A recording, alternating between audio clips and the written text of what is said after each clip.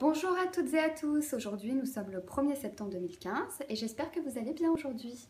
Comme nous l'avait annoncé notre président dans sa précédente vidéo, l'ouverture du bénévolat actif engagé chez SOS Méité Méité pour devenir vice-président ou vice-présidente de l'association débute aujourd'hui. C'est une activité à temps choisi, en parallèle de vos obligations professionnelles, privées ou autres.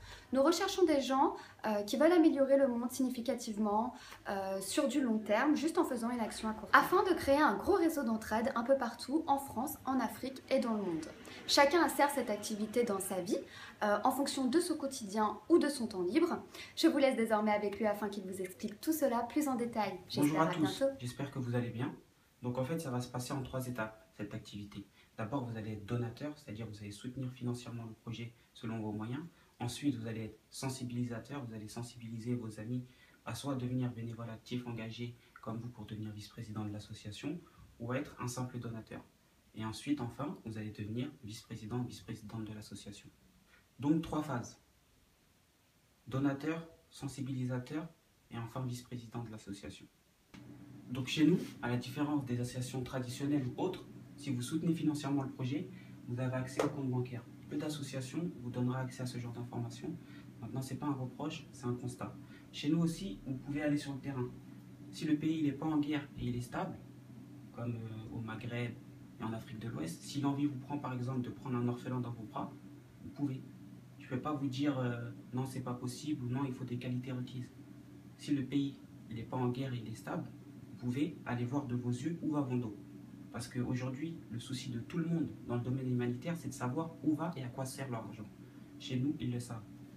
Chez nous aussi, c'est la liberté. C'est-à-dire que vous sensibilisez où vous voulez, quand vous voulez, avec qui vous voulez. Vous pouvez même faire un petit groupe. Parce que chez nous, on est indépendants, mais on travaille ensemble. Imaginez que voilà, ma main, c'est une association. Que mes doigts, c'est des personnes qui sont membres de cette association.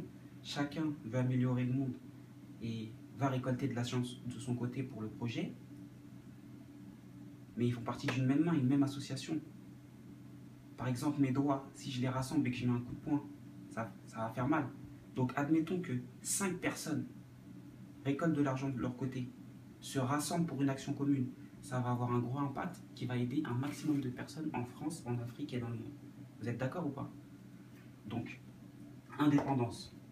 Pour finir, chez nous, on peut évoluer, c'est-à-dire que, vous savez, il y a pas mal d'associations, mais des fois il y a des problèmes parce que, voilà, le dirigeant il a une vision, etc., etc.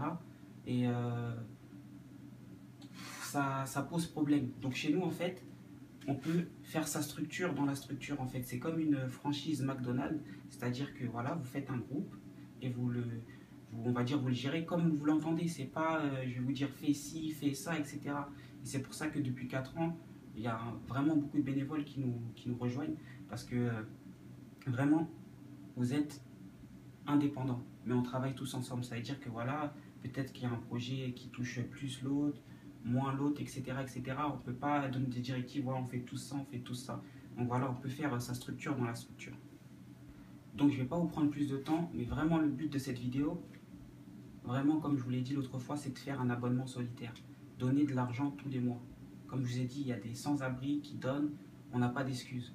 Donc, soit pour notre association ou soit pour une autre association. À titre d'information, là actuellement, j'ai demandé à toute ma famille, on est 6, de donner 10 € par mois. Donc là, ça fait 60 €.